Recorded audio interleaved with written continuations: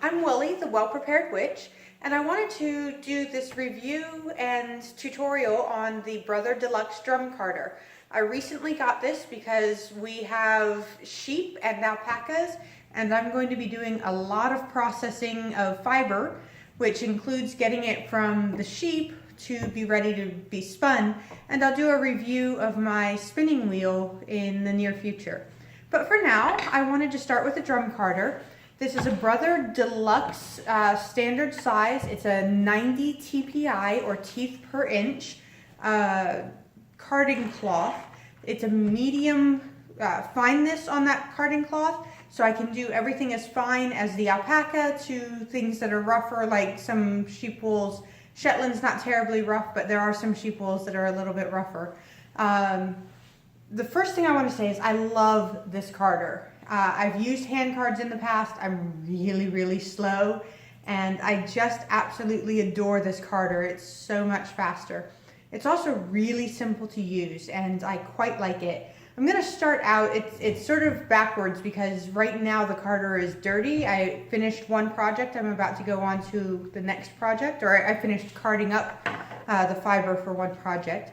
So I thought I'd show you how I cleaned it because it also gives you a good overview of all the features. So first of all, it comes with your awl and two flicker combs, a large and a small. So the first thing I do is just clean off the flicker combs, really quick and easy to do. And I usually use the smaller flicker comb for cleaning. I just find it easier that way. Now on a drum carder, you have two drums. You have the large swift drum, and then you have the small liquor in drum. I tend to start with the large swift drum, so I'm going to unscrew the brush that helps hold down the fibers and just flip it over to let everything go smoothly. And just as if I were taking fiber off after I've carded it, I'm going to go in the opposite direction here that the drum typically goes when you're carding. And depending on how much is left, I dizzed this fiber off, so I'm not as great at dizzing as I am at just pulling off a bat. So there's a lot of fiber left. It's a shame because that was some nice alpaca there. And I typically will go over the drum about twice. The reason you want to be really careful about cleaning your drum is you don't want the fibers from the last project showing up in the new project. This is a really good example of why. This alpaca that I was using is black, and the alpaca that I'm about to do is gray. Now I don't know if you can see that, it's actually a pretty light gray, so the black would stand out pretty much on that. But if I were doing white sheep wool, for example, it would really show up. And it doesn't take very long. I'm not going to do the whole swift here so that you don't have to stand here and watch me clean the whole thing, but I think you get the idea. Then after that, I'm going to turn it around and I'm going to do the liquor in. Now one of the things about the liquor in on this is it tends to build up a mat of fiber.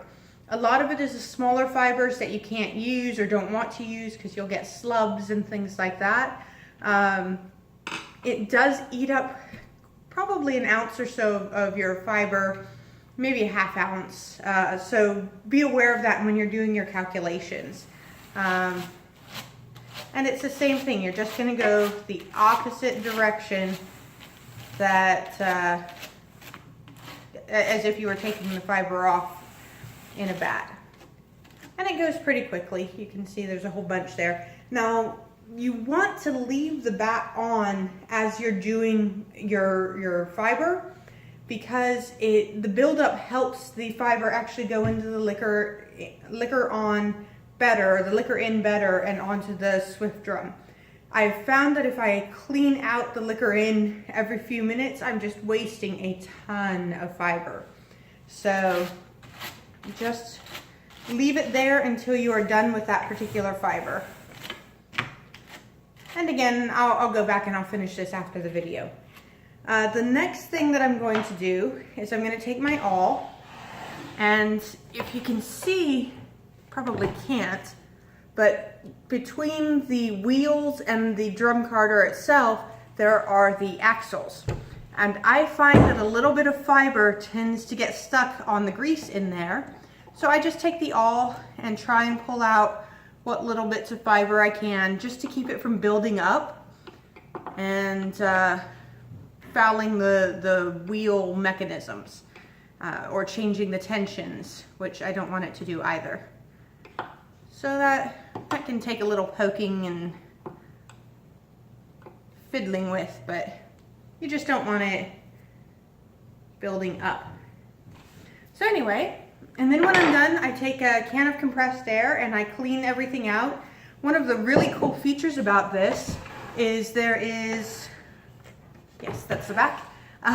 There is a pull-out drawer here, or pull-out flat, and you can see there's quite a bit of dirt on that falls through as you're carding it, and you can just take that to the trash can and wipe it all off.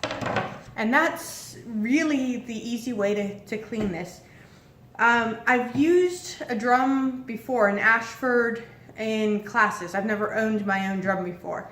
So as to how it works, it's really just like any other drum. I didn't find that it was significantly different from, but the price was cheaper than an Ashford. And the construction is really nice. I mean, this is solid. There's no movement on this. That's me shaking the table when I tried to shake this, sorry. But there's no wobbliness. It's really nice. I'm glad we went with the deluxe model instead of the standard model. It's a little bit more expensive, but it comes with the accessories. It comes with the brush, which I really like. And it's a nice, solid piece of construction. So all in all, I love my Brother Drum Carder. It has really helped put together a lot of fiber very quickly for me to spin up. And I do definitely recommend them. So if you have any questions, let me know in the comments. And otherwise, have a great day and blessed be.